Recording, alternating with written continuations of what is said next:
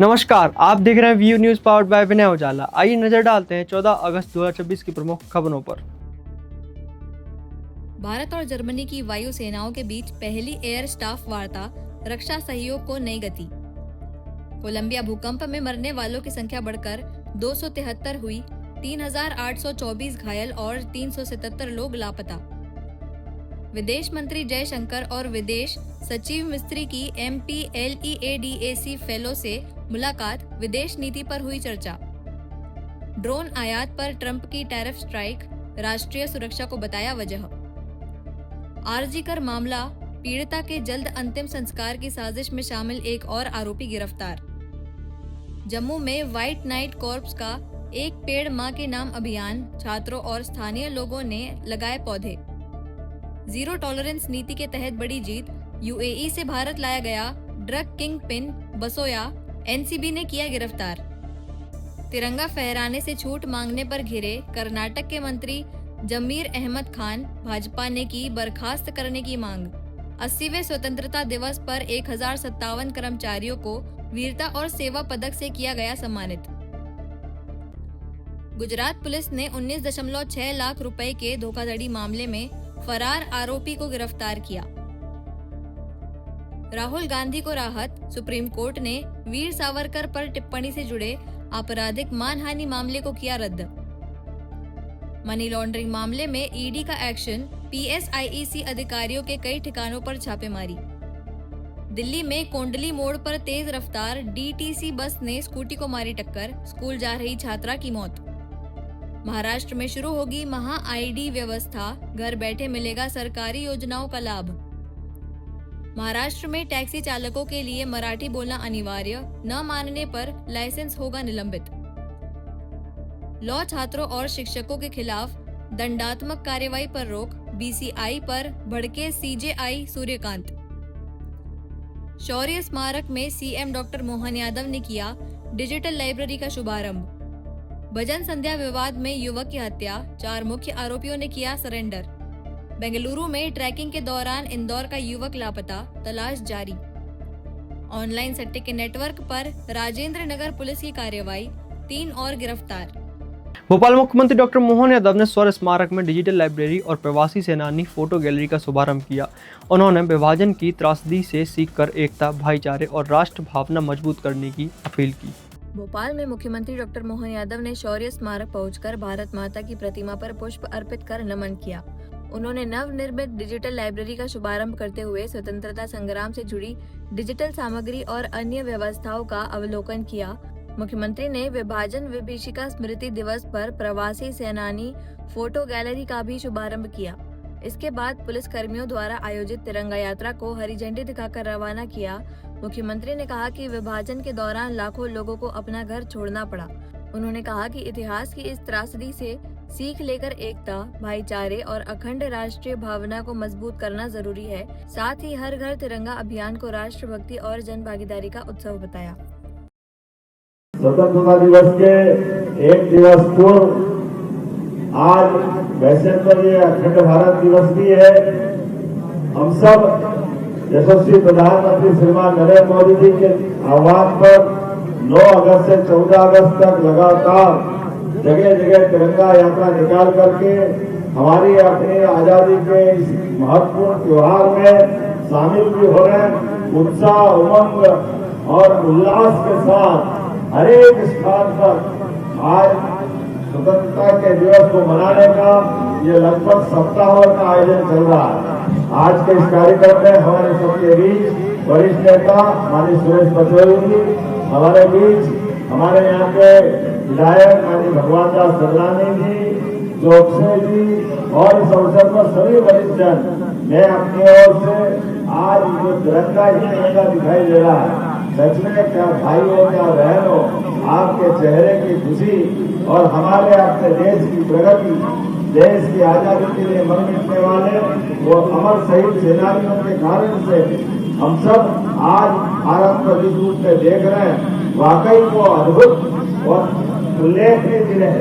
यशस्वी प्रधानमंत्री के नेतृत्व में विगत 12 साल में जिस प्रकार से बदला है, लेकिन हम अपने अतीत के 1947 से लेकर आज तक की यात्रा कल 80 साल हो जाएंगे देश की स्वतंत्रता के लिए, लेकिन दुनिया के सामने दुनिया का सबसे बड़ा लोकतांत्रिक देश, दुनिया का सबसे युवा देश, दुनिया का सबसे तेज गति से प्रगति करने वाला देश, दुनिया के सामने कभी अपने देश के किसी मसले को, उलझते सुलझते मसले को भी हल निकाल करके अपने भारतीयों का मस्तिष्क ऊंचा करने वाला समय आज चल रहा है। माननीय प्रधानमंत्री के नेतृत्व में देश और आगे बढ़ता जाए, देश के सभी प्रकार के संसाधनों के साथ सभी वर्गों के कल्याण के लिए यशस्वी प्रधानमंत्री सबका साथ, सबका विकास, सबका विश्वास, सबका प्रयास, इस मूल मंत्र के आधार पर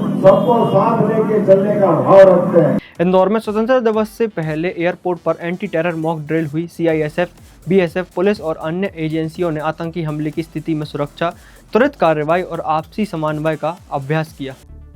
स्वतंत्रता दिवस के मद्देनजर इंदौर एयरपोर्ट पर बुधवार को high level anti terror mock drill आयोजित की गई। इसमें सीआईएसएफ, बीएसएफ, इंदौर पुलिस समेत अन्य सुरक्षा एजेंसियों ने हिस्सा लिया।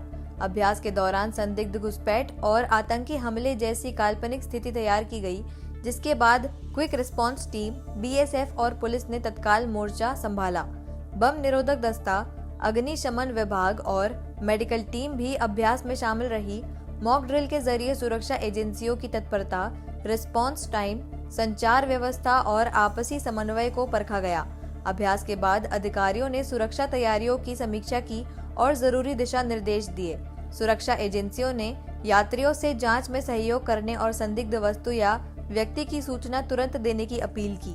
इसमें डेफिनेटली सुरक्षात्मक जो एस्पेक्ट है इस पूरे उसको लेकर इसमें काफ़ी बृहद स्तर पर तैयारियाँ की गई हैं और जैसी जैसी सुरक्षात्मक व्यवस्थाएं हमको करनी होती हैं और स्वतंत्रता दिवस के जो प्रोग्राम होने हैं उस दिन क्या व्यवस्थाएं रहेंगी और उसके पूरे आगे उसको देखते हुए वो सारी व्यवस्था। देवी अहिल्याबाई होलकर की 231वीं पुण्यतिथि पर मंत्री विश्वास सारंग ने प्रतिमा का अनावरण किया।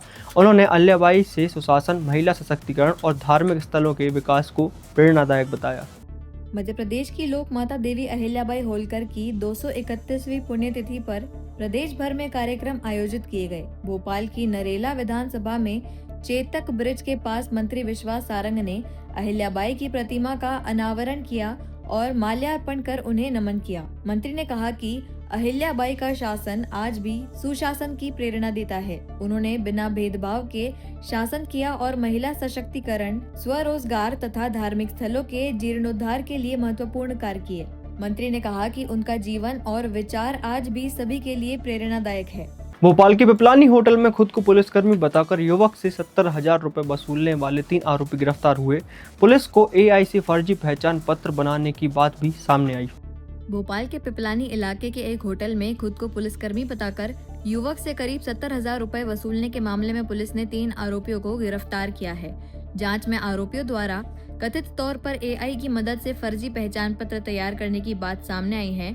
पुलिस के मुताबिक आरोपियों ने युवक को कार्रवाई और केस में फंसाने की धमकी देकर ऑनलाइन रकम ट्रांसफर कराई थी। मामले का कथित मास्टरमाइंड यावर खान फरार है। Police CCTV footage, bank transaction और डिजिटल सबूतों के आधार पर पूरे नेटवर्क की जांच कर रही है। इंदौर में भजन संध्या विवाद में तेज सिंह पाल हत्या मामले के 4 मुख्य आरोपियों ने न्यायालय में सरेंडर किया। पुलिस अब रिमांड में लेकर वारदात के कारण और हत्यारों की जानकारी जुटाएगी।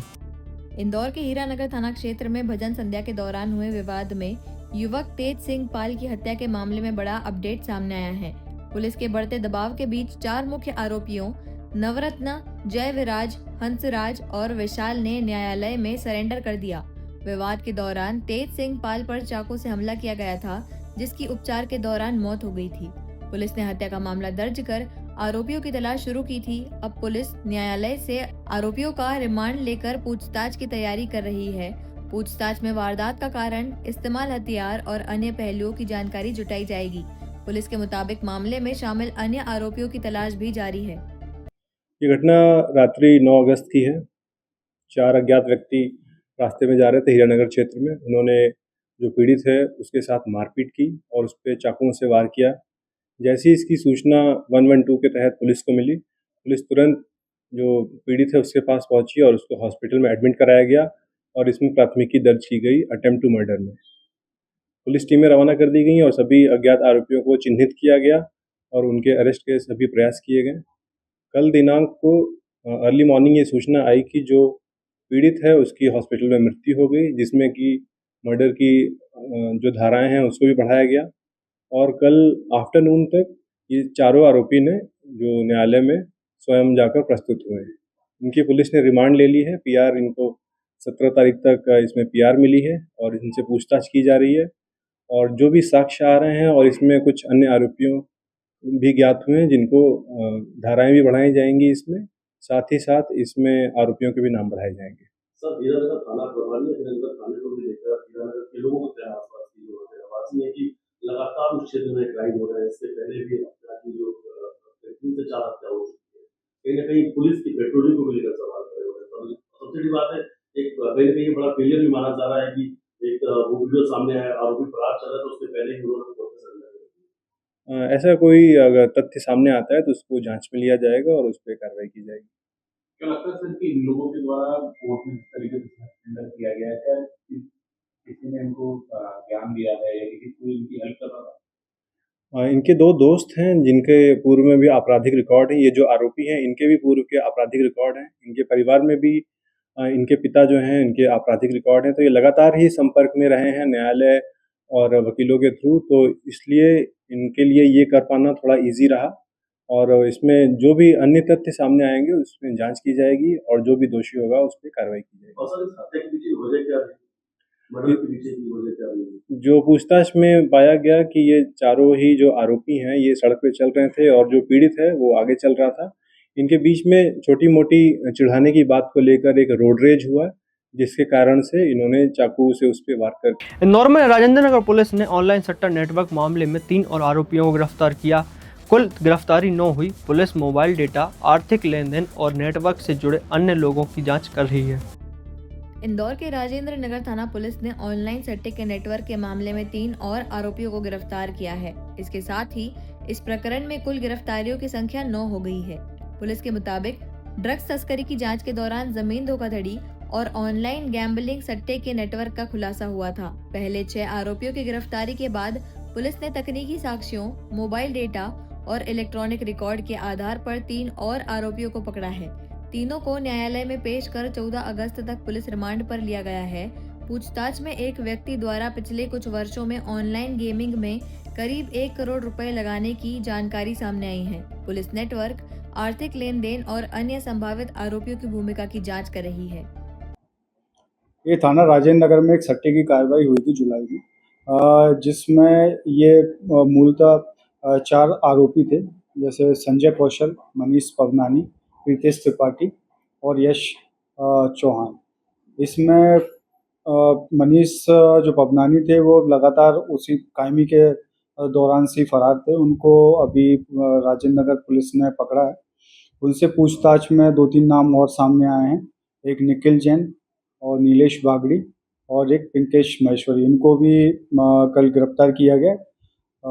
मनीष पवनानी को माननीय न्यायालय प्रस्तुत किया गया और 5 दिन का पीआर माननीय न्यायालय द्वारा दिया गया है। इनको भी माननीय न्यायालय ने प्रस्तुत करके इन पे ये लोग भी पीआर पे हैं। इसमें लगातार पूछताछ की जा रही है। करीब 5-6 लोगों के नाम और आ रहे हैं जिन पे हम अभी वर्कआउट कर रहे हैं। सर कुल कितने आरोपी इस पूरे मामले में गिरफ्तार किए जा चुके हैं और जो एनडीपीएस एक्ट का मामला है उससे ये एक तरीके से जुड़ा? इसमें अभी टोटल 9 आरोपी गिरफ्तार कर चुके हैं हम लोग। जो एनडीपीएस का मामला 9 जुलाई को हम लोगों ने अपराध पंजीबद्ध किया था, उसमें जो ओरिजिनल आरोपी था संजय कौशल, तो संजय कौशल की पूछताछ के दौरान सट्टे के कुछ फैक्ट्स और लिंकेज आए थे और उसी के आधार पर ये कायमी, प्रत्यक्ष से कायमी की गई थी और संजय कौशल इसमें मुख्य आरोपी रहे हैं। और संजय कौशल के द्वारा उसके मोबाइल में भी फॉरेंसिक के द्वारा हम लोगों को कुछ आईडीज इस टाइप की मिली हैं और कुछ हिसाब किताब मिला। उसके घर से हम लोगों ने एक फिजिकली एक नोटबुक भी बरामद की है जिसमें सट्टे का हिसाब था। तो इसमें टोटल 9 आरोपी हो गए और अभी 4-5 लोगों के नाम और आ गए। संचालक कितने हैं और कितने कस्टमर? इसमें अभी जो पूछताछ में जो फैक्ट सामने आया उसमें करीब 4 से 5 संचालक हैं, जिसको मनीष पवनानी, संजय कौशल और 3 अन्य लोग हैं जो कि अभी नाम आए हैं मेमो में नाम खोल दिए गए हैं और उनका लिंकेज भी हम लोगों को टेक्निकली लिंकेज भी उनका सिद्ध हो चुका है। उनको हम जल्द गिरफ्तार करेंगे। बाकी ये जो सब हैं ये अपना आईडी लेके खेलने का काम करते थे। हम फिर लौटेंगे दिन भर की ताज़ा और अहम खबरों के साथ। तब तक के लिए देखते रहिए view news powered by Vinay Ujala.